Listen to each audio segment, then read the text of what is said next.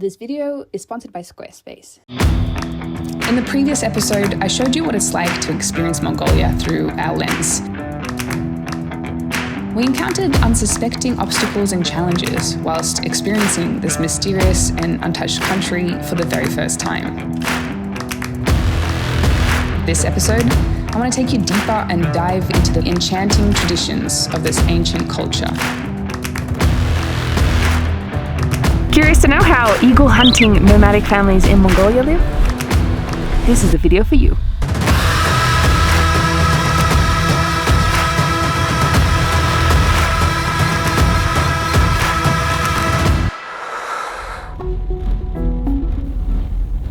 After many days of exploring the wilderness of Mongolia, we were lucky enough to have the chance to spend time with a nomadic family. They know already. Oh yeah. We just drove 8 hours to find this nomad family where we will be staying for 2 nights. Max has spent endless amounts of time in Mongolia over the last few years, fallen in love with this mystical place. He has made amazing connections in this traditionally difficult to navigate country. His love for this part of the world has allowed us, and anyone booking a trip with Follow the Tracks, to experience Mongolia on another level.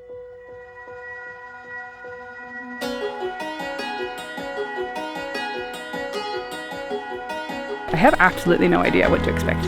I don't think I've ever even heard a glimpse of this. Is that right? Yes. What should we expect? I don't know, but the throat singer, I'm first time. First time? Yeah.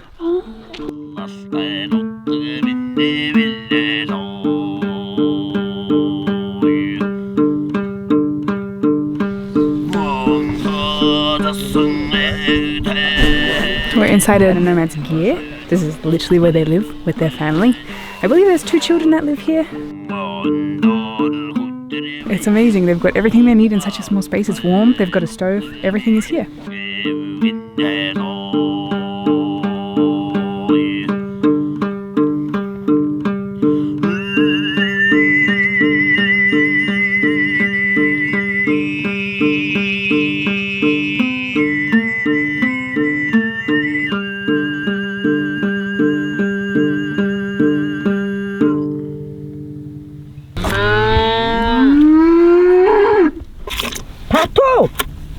This has probably been the most connected I have been to the land and most disconnected I have been from the internet in a really long time. I have seen them milk cows. I've seen them collect cow poop for fires.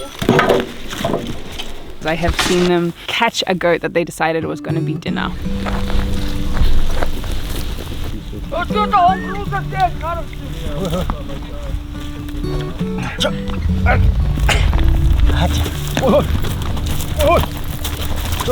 I have seen them kill a goat from scratch. Once it was caught, they slash the throat, drain out the blood, skin it, break the bones. They eat every single part of the goat. And then we were invited in and they made dumplings out of the fresh goat. And there was the head of the goat just sitting there. So it was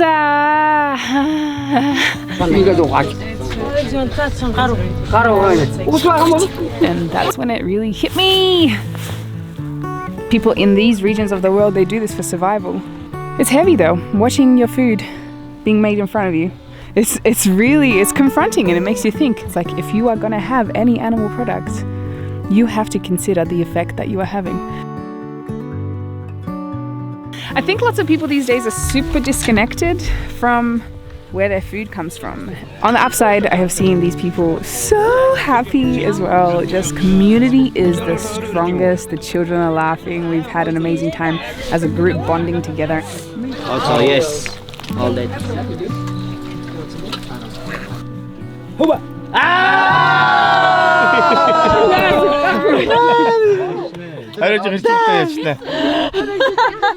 You wanna try? You? For you? Yeah. You wanna try? Or like this? Like this.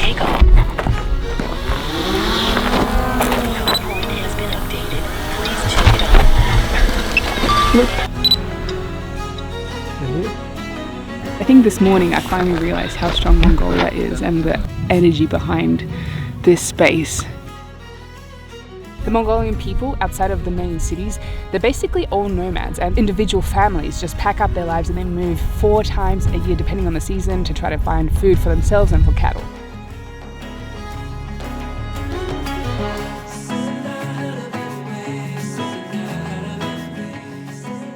Another amazing insight I learned is that the shamans speak to the spirits to know when they should move on.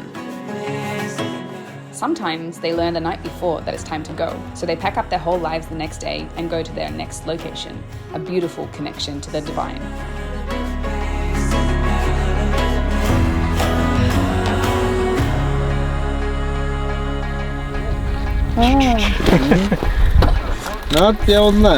He wants to. Yes. Does he have like WhatsApp or something? Yeah.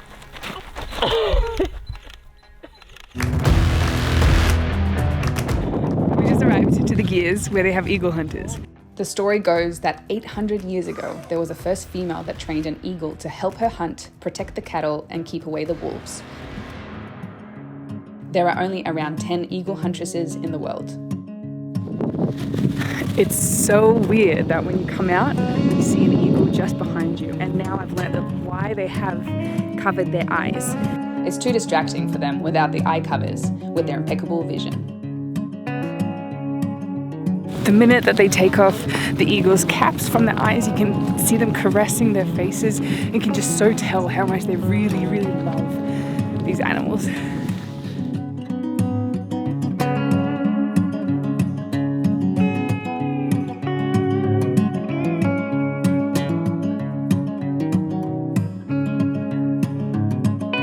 We asked the eagle hunter would he ever want to live in the city, and he said that he tried it for 2 years and it was too difficult.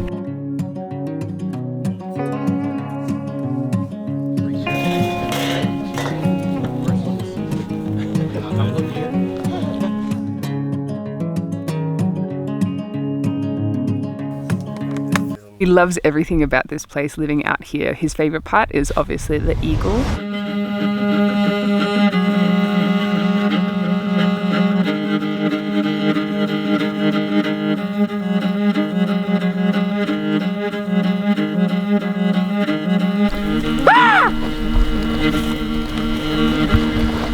The eagle hunters have these birds for half of the eagle's life and train them up from a baby into some of the most skilled hunters. At their halfway point, the eagles are released in celebration and will live out the rest of their lives in the wild, well prepared as some of the best hunters.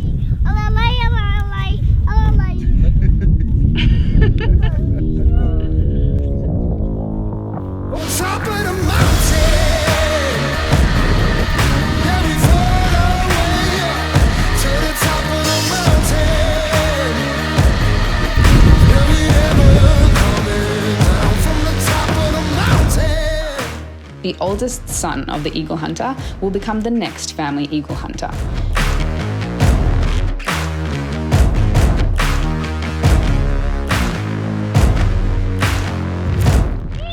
They start training around 2 to 3 years old, and they work with a falcon first, as it's a much lighter bird.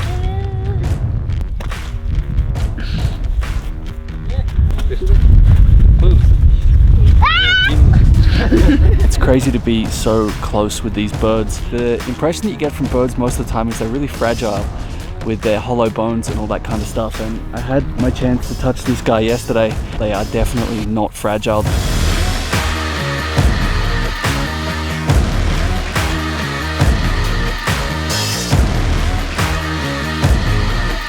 This is where the main family lives.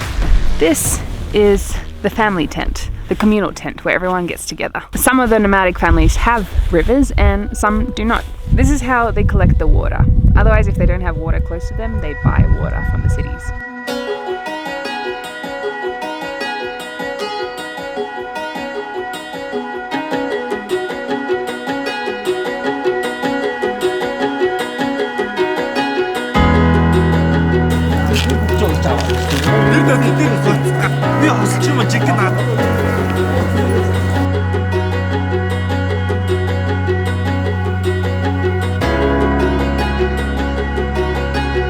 We have traveled 2,500 kilometers through Mongolia.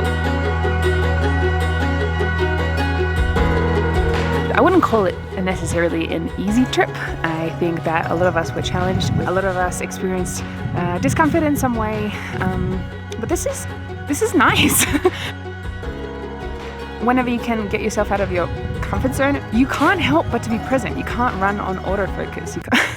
You can't run on automatic programming. You have to be present. You have to experience everything that is around you fully, and you have to be there. It forces you to kind of feel alive. So Mongolia, in one word, alive. To check out my Squarespace Mongolia page with extra information about visiting this country, go to sorelamore.com/Mongolia. This video is sponsored by Squarespace. From websites and online stores to marketing tools and analytics, Squarespace is an all-in-one platform to build a beautiful online presence and run your business. So you probably already know about the great 24/7 customer service or designer templates of Squarespace, but here are some other features you might not know about. Simultaneous posting. Auto-post your content to Twitter, Facebook, or Tumblr. All post entries and images are optimized and tagged properly, so descriptions and titles will be correctly referenced. Traffic overview. See how your visits, unique visitors, and page views trend over time. Gain insights into top traffic sources, products, device types, browsers, and operating systems by visits. Built-in mobile websites. Every design automatically includes a unique mobile experience that matches the overall style of your website, so your content will look great on every device, every time. Search engine optimization, inbuilt tools to help you rank higher in searches. Go to squarespace.com for a free trial, and when you're ready to launch, go to squarespace.com/Sorel to save 10% off your first purchase of a website or domain.